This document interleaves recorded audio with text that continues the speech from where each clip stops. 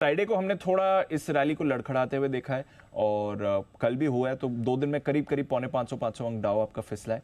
कैसे देखें, ऐसे हेल्दी करेक्शन टाइप पे देखें या कुछ और भी मानना है इसमें? दीप देखिए, इसको शब्द सही है हेल्दी करेक्शन, और वो इसलिए है कि देखिए गिरने की एक वजह होनी चाहिए कि आप किस वजह से गिर रहे हैं, और अगर आपको वो वजह मिल जाए तो आप उस वजह को कह सकते हैं कि इस वजह से घटे।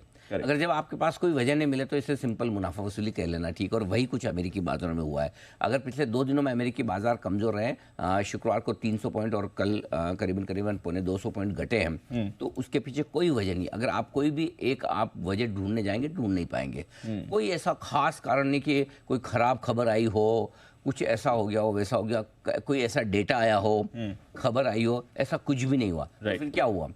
सिंपल सी प्रॉफिट बुकिंग थी, एक तरफा तेजी हुई। फेड की मीटिंग के बाद में 2 दिन बाजार भागे भी और 2 दिन थोड़ी प्रॉफिट बुकिंग भी करते हुए दिखे।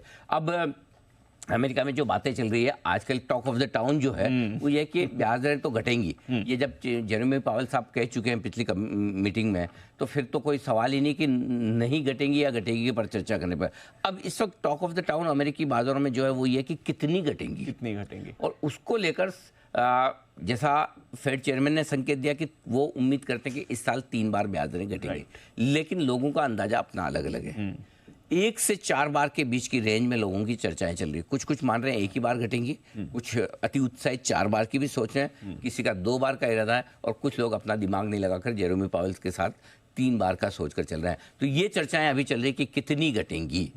तो डिसाइडेड नहीं है अभी ये लोग कि क्या ना डिसाइडेड तो क्या है अभी। देखिए वो भले आप ये कह दें कि पुराने इतिहास का मतलब ये नहीं कि भविष्य में भी वही होगा, लेकिन इतिहास से आप कुछ सीखते समझते हैं, इसीलिए इतिहास पढ़ते हैं। तो इतिहास पढ़ने की जरूरत क्या है? सो इतिहास ये कहता है पिछले 1-1.5 साल से पावेल साहब ब्याज दरें घटाने की बात कर रहे हैं, हो नहीं पा रहा। राइट। सो अब इस बार भी अब उन्होंने बोला है, लेकिन 100% भरोसा किसी को नहीं कि जितना वो कह रहे हैं उतने। अच्छा, पावेल साहब भी एप्पल का लैपटॉप यूज करते दिख रहा है आपको?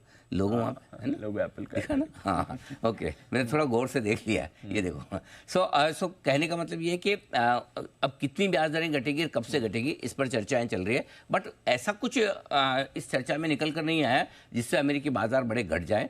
इस हफ्ते एक बयान भी है, स्टेटमेंट आने वाला है, एक भाषण आने वाला है पावेल साहब का, उससे थोड़े बहुत और संकेत पढ़ने की कोशिश करेंगे। तो अमेरिकी बाजारों के गिरावट को लेकर मैं बहुत चिंतित नहीं हूँ। अगर गिरावट किसी बड़े कारण से होती तो ठीक है, लेकिन हल्की फुल्की प्रॉफिट बुकिंग की वजह से थोड़े बाजार हल्के हुए हैं।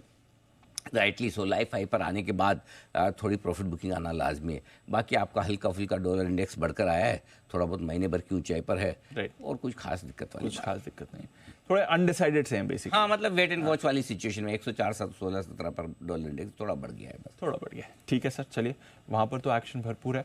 अच्छा,